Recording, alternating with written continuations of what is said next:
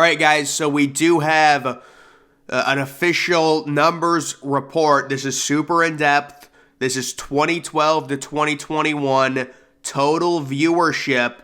This is a comparison. It is the Big 12 versus the the future Pac-10 without USC and UCLA, and then the ACC, because we're talking about all of these TV deals, the Big 12 just getting theirs, the Pac-12 having some problems getting theirs, and then the ACC dealing with both FSU, Clemson, and some of the other big schools a little bit angry with the current TV deal that they have until 2036. So let's look at these numbers. Let's see, in terms of overall viewers, remember, this is like a 9-year period. It is from 2012 to 2021 televised football games, excluding 2020.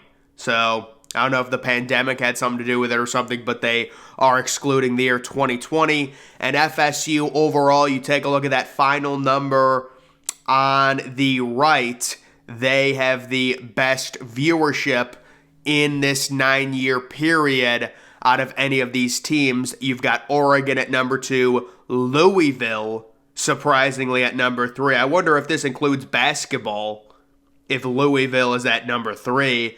Washington at number 4, and then you've got a slew of ACC teams. So in terms of this comparison, the ACC performing very well. They've got 5 teams inside the top 7 with Clemson, Miami, Virginia Tech as well. So, very interesting numbers here. Oh, you know what? There's no way this is including basketball because UNC is at 33. But these numbers do shed light on the Pac-12 seemingly outperforming the Big 12. You take a look at a lot of those teams towards the bottom. Although, to be fair to the Big 12, I mean, Cincinnati was not Power 5. Kansas has just been a crazy dumpster fire. UCF was not Power 5.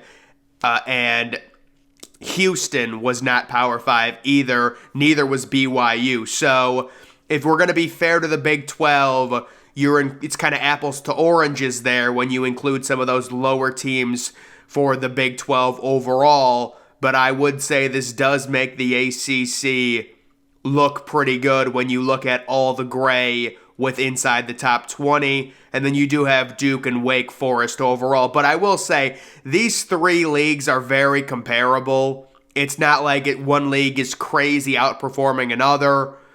I just wanted to show this because I thought it was interesting and they did a good breakdown on the overall viewership. But in terms of like the most valued programs for possibly going and making the jump to the Big Ten or making the jump to the SEC, FSU is at the top of the list.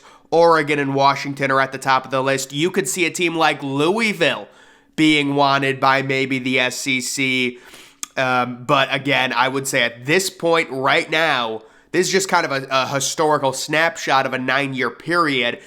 In today's age, going into 2023, Clemson is more valuable than Louisville at this point, based on how things are going in terms of those programs. And then we've got the Pac-12 media rights, our final predictions for the revenue, the media partners, expansion, decisions, and more. So these are final predictions from, I believe these are Pac-12 people. These are people that kind of write for the Pac-12, so that there could be a little bit of a Pac-12 leniency in this. For several months, we viewed Pac-12 survival as a 5.5 point favorite over Pac-12 extinction, which equaled a probability of 67%. I don't know why you just don't say 67%, right? Like, that's such a weird way to, talk about, probability. Like, what is the chance the SEC expands? Well, I'd say I'd make, the chances of it expanding as a 7-point, I'm not understanding that. But, so basically a 67% chance the Pac-12 survives. That's what he's saying. But as the hotline detailed a few weeks ago, time and risk move in lockstep, so it seems like they're changing it. As a result, our odds have changed for the first time in months. moving down to 5 points. So not really moving far. That to me is not an accurate representation, but again, what do I know? Really, none of us have any sources. These people at least have sources, but they still give the chance of the Pac-12 surviving pretty significant, at around a 5-point favorite, which is still good for like a 65% chance at survival. But it does also say, if the end of March arrives and the same state of uncertainty still exists, then survival will be favored over extinction by merely a field goal. The overall media valuation, we project the Pac-12's valuation to fall within 10% of the Big 12's agreement with ESPN and Fox, which will pay each school an average of around $32 million annually starting in 2024. That places the Pac-12's range at around $28 million annually on the low end to around $35 million. Yeah, I can guarantee you it's not going to be $35 million. But $28 million would be good for the Pac-12. I think that'd be a huge win. They say the target number is 29.7, so right around $30 million. The Pac-12 got around $32 million. Honestly, that number seems very fair considering, I would say, when you compare the Big 12 to the Pac-12, or I guess the Pac-10 now, the two most valuable programs in terms of viewership are both in the Pac-12. It's Washington and Oregon. So I can understand that. That is not the numbers we've been hearing. We've heard stuff a lot lower than $30 million. It says, how did we arrive at that figure? The hotline always disagreed with the notion that the Big 12 and Pac-12 would get clobbered by the departure of Texas, Oklahoma, USC, and UCLA, that their next deal would pay less than their current deals. The media partners, so this is a big one we've heard rumors of the streaming-only stuff. Let's see what they say about this. Our best advice in regards to every aspect of the Pac-12 media rights negotiations is the following. Only an extremely tight circle of people know the details. The hotline has been tracking the situation closely for 8 months, and we can merely take an educated guess at the outcome. So, seems like there's a lot of sources that are false, a lot of people just saying stuff to get views. It's understandable, but the gossip currently that I've been hearing is it's going to be very heavily driven on the streaming services when it comes to the Pac-12, with the idea that ESPN might not be interested in that 10 o'clock Eastern window. But let's see what they say. Piecing together the crumbs, we believe ESPN, Apple, and Amazon are interested. So that's 2 streaming services along with ESPN, with possibly a fourth entry, an X factor possibly. So maybe a fourth network jumps in there as well. We also believe the Pac-12's ability to fill the 7:30 Pacific window is a valuable asset, and just not on Saturday nights. Of course, it's a very valuable asset. The only issue is with the Big Ten getting USC and UCLA, it seems like there's going to be a few times a year where they can fill that. We could get, for example, what about Penn State at USC? They decided to put it on at 10:30. Actually, I don't think they would decide to put it on at 10:30, but still, we could see like Northwestern at USC and the game's at 10:30. So it'll be interesting. But yes, that's kind of the whole idea that makes the Pac-12 unique. You have programs like Washington and Oregon, and you've got that wide open 10:30 window because you are on Pacific Standard Time, the 10:30 East Coast window, the 7:30 West Coast window, that is going to give you a lot of opportunities to fill games with quality football too. In theory, the conference could fill that window every Friday and Saturday night for 13 weeks. That's 26 games, 90 hours of programming, unopposed by competition. Well, again, it might be opposed if there's a situation when USC and UCLA have a home game and they're facing a Big Ten team that probably would not be as good. It would be like, I don't want to say Rutgers, but it would be like, let's say Iowa travels to UCLA.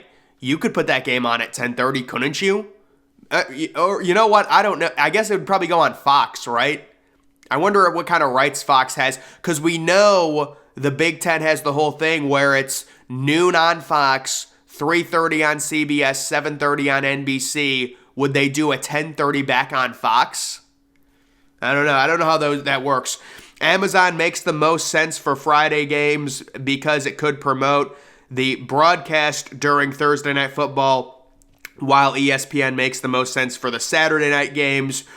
We should also point out that it's difficult for fans in other regions to grasp how entrenched Apple and Amazon are in the culture and economics of the West Coast. So, I mean, I think that's horrible news. Like, the idea that, to me, it just seems like cope. Like, oh, going to streaming won't be so bad because we're in bed with Apple and Amazon. No, going to streaming makes you irrelevant. It really does, especially if it's streaming only. Now, the Pac-12 can salvage it if they do something with, if you're going to do something with Apple TV, if you're going to do something with Amazon, if you are able to do something with ESPN, at least that salvages it a little bit, and at least you're on actual television on a major network at some point. But going to streaming, I mean, if you're Oregon or Washington, how can that be a positive? That is not a positive if you are exclusively on streaming. It's basically like you're exclusively on the Pac-12 network that no one can watch. I mean, I understand more and more people watch streaming, and I used to be against streaming. Now I'm kind of like, all right, whatever, do whatever you want. But like in terms of live sports, it just does not seem like a positive strategy for growing your league. The expansion calculation. Multiple schools believe the Pac-12 is considering 3 options for membership structure. Add 4 schools, add 2 schools, or don't add any.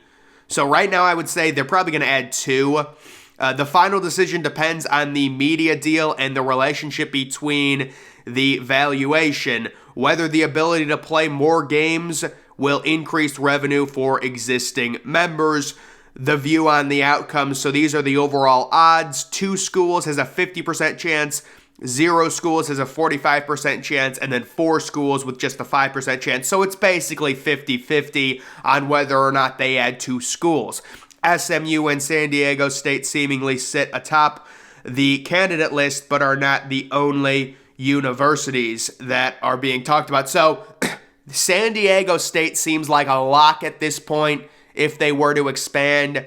And then the wild card would be the other one. Right now, it's looking like the favorite is SMU. The calculation for expansion is comparable to the decision on streaming. The Pac-12 must assess the long-haul benefits of both. Would a partnership with Apple or Amazon work out? I mean, I'm not even sure they have much of a choice, honestly. I think they got to go to whoever will give them money. That's the whole idea behind the rumor that they were going streaming only, because no one, everyone else already has deals. But that is just kind of an update on the whole Pac-12 situation. If they are able to get 28 million, 30 million, the numbers that were being talked about in this article, that has to be seen as a win for the Pac-12, certainly, especially getting that 10:30 window on ESPN. That would be a major win. And that's kind of like the speculation when it comes to the Pac-12 from their sources. That's kind of the idea. Pac-12 right now, will it stay together? Will it not? We've been hearing things. I mean, if it's streaming only, I cannot understand how Washington, honestly, I can't understand how Washington and Oregon would like even this current setup that this article talks about, where it's like you're going to have 1 game a week on ESPN because they have the 10:30 window, 1 game and everything else on stream, and you have Friday night games that are stream only and stuff, and it's just, streaming is getting bigger and bigger, but Clemson and Alabama being on ESPN and Ohio State being on NBC and CBS and Michigan, you're just going to fall further and further behind in terms of national relevancy. So, we'll have to see what happens when it comes to the Pac-12. But once again, looking at that graph on the viewership, the overall numbers, I think it sheds light, and it shows that the ACC is getting screwed by their media deal, and FSU and Clemson and Miami and even a team like Louisville are not going to be happy with the amount of money they're getting in comparison, especially to the Big Ten and the SEC over the next decade. And that's why they're making such a big stink out of it. And we'll see what they're able to do in terms of that. But guys, that's going to do it for this video. Make sure you're following me on Twitter. Link to that's always in the description. I'm, of course, the Depressed Ginger. Thank you for watching.